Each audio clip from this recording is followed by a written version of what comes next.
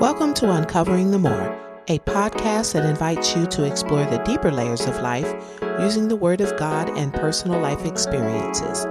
I am your host, Nicole. Join me as we take the time to examine what faith in action looks like and discover what's possible when we dare to unearth our true selves to realize our greatest potential.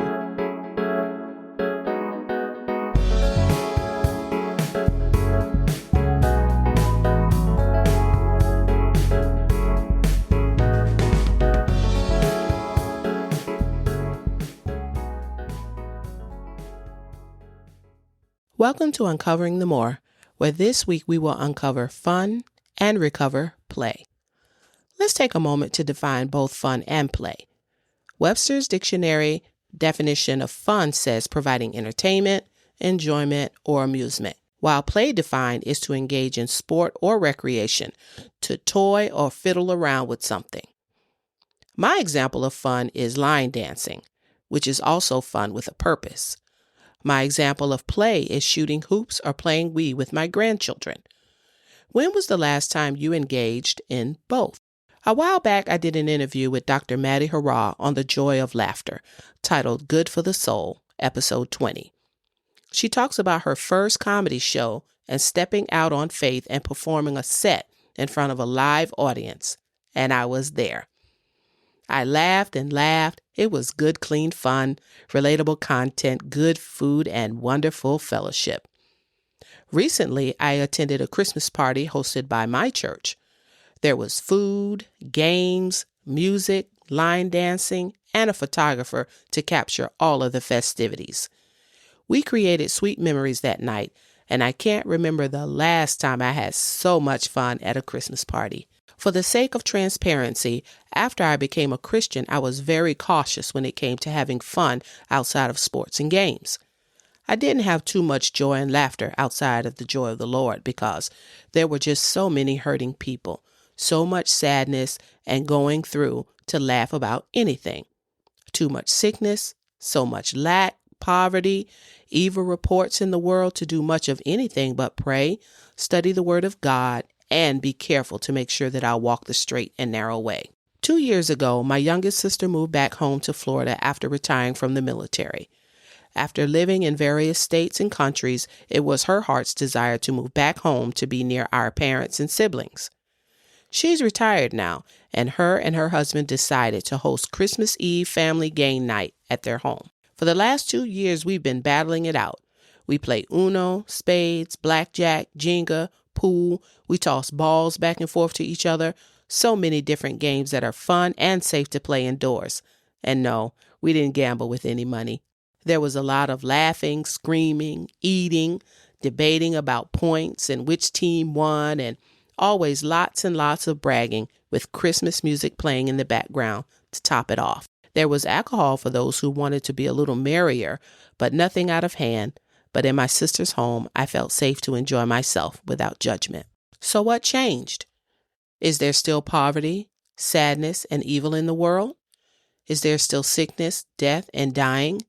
Are people still going through trials and tribulations, losing jobs and suffering lack? All of this still exists, but what changed for me was realizing that there must be balance in my life. When the opportunity presented itself, God led me to Ecclesiastes chapter 3, which also led me to reading the whole book with fresh eyes and an open spirit to what the Lord was trying to reveal to me for this season in my life. And that is this: there is a time and season for everything, and it's a blessing and gift for me to enjoy the fruits of my labor. My spiritual mother, Chief Apostle Everett, encouraged our church by letting us know that we're not always going to sow. There's also going to be a time of reaping. Many times people refer to sowing and reaping in a form of punishment, pointing the finger to those that oppress, cheat, steal, kill, abuse, and so on. But isn't it nice to know that when you sow good, you also reap good? I like Psalm 37:3, where it says to trust in the Lord and do good, dwell in the land and enjoy safe pasture. This whole psalm is good because it offers so many wonderful promises and blessings from God, while also warning of misfortune for oppressors, abusers, and those that purposely cause harm to others. When she spoke to the church, she encouraged us to let us know that, yes, we give to others now. We give tirelessly of our money, time, influence, and gifts, all of which is good. However, there are times that we are to reap the fruit of all that we've done. This is not to say that the good we do is expressly works and only done in order to reap, but we have to understand that there is a balance, and it's okay to enjoy the fruits of our labor. I will read for you a few verses from Ecclesiastes, chapter 3, from the New King James Version Bible. To everything there is a season, a time for every purpose under heaven, a time to be born and a time to die, a time to plant and a time to pluck what is planted, a time to kill and a time to heal, a time to break down and a time to build up, a time to weep and a time to laugh, a time to mourn and a time to dance, a time to cast away stones and a time to gather stones, a time to embrace and a time to refrain from embracing, a time to gain and a time to lose, a time to keep and a time to throw away, a time to tear and a time to sow, a time to keep silence and a time to speak, a time to love and a time to hate, a time of war and a time of peace. I believe that God led me to these scriptures to allow me to see the balance in things. Over the last few years, I have mourned the loss of loved ones and shared in the loss of loved ones who lost loved ones, among other things, among other hardships, trials, and tribulations. But I also enjoyed many of my favorite things, which include playing games with my grandchildren at Main Event, celebrating birthdays with family and friends at Elevate. I went on cruises with my family and loved ones. And hey, I was able to keep my job, pay my bills, and meet my financial obligations. And I rediscovered the fun of line dancing. Sometimes it seems that life will never balance itself out, but it does. Whether you're a single mother working full-time and going to school full-time, hey, shout out to my youngest daughter, or you are recently retired, tending to your own health most of the time and taking the time to do good for others. Shout out to my mom. Pray and ask God to show you the balance in your life. Then take inventory of how you're spending your time. Reflect on things that you enjoy and the time it takes to engage in it.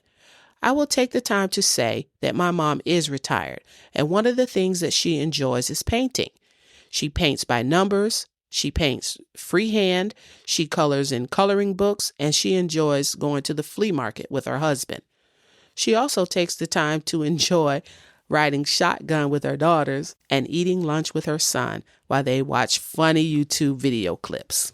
Despite the many ailments in her body, as always, she rises every morning, takes her pills, rubs down her muscles with topical ointments and creams, and she shows up, meaning she meets life with hope, joy, and gratitude, and keeps moving forward in spite of her situation.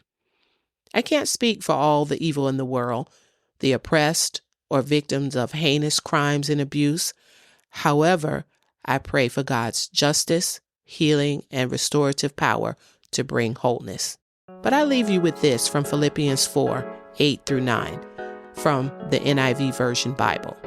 I quote, "Finally, brothers and sisters, whatever is true, whatever is noble, whatever is right, whatever is pure, whatever is lovely, whatever is admirable, if anything is excellent or praiseworthy, think about these things. Whatever you have learned or received or heard from me or seen in me, put it into practice, and the God of peace will be with you." End of quote. For inspiration and motivation, look to someone who is living the balance to help you to uncover more fun in your life, recover the joy of play, and perhaps discover more of who you are in the process. Remember, I'm praying for you. And thanks for listening.